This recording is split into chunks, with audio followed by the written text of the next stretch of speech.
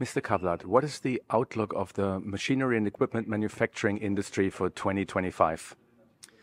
We had a difficult year in 2024 with -8% in production, and we are expecting another difficult year, but with a little bit less decrease. We expect -2% for 2025. Germany will see a new election, a new federal government in the springtime. What is the machinery industry's stance toward what politics should do in the future?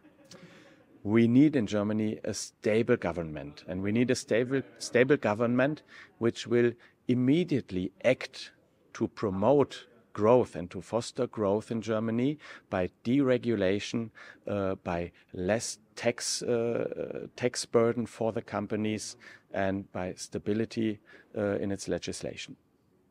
We also have a new EU Commission in place that is about to start working.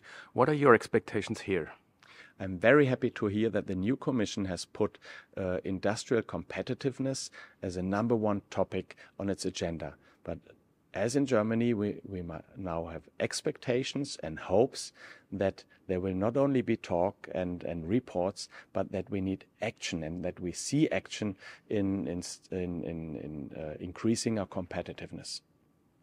One of the first measures of the new EU Commission was to fly to Uruguay and fulfill the Mercosur free trade agreement. It needs to run through the Parliament and the several states of the EU.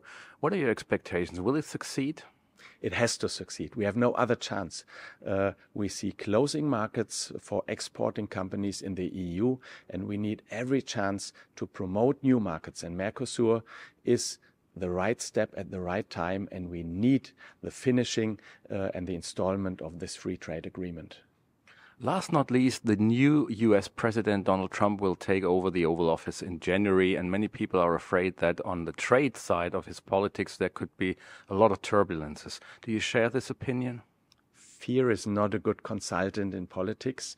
We had seen in the first administration of Donald Trump that there was a lot of talk, but in the end it was not a bad legislation for European machinery and equipment manufacturers. We shall see what will happen in the second Trump administration. We expect that there will be more disruptive elements, but I'm still confident because our European suppliers of machinery and equipment, we supply machines that you cannot easily buy from the United States. So there's always a chance in that development.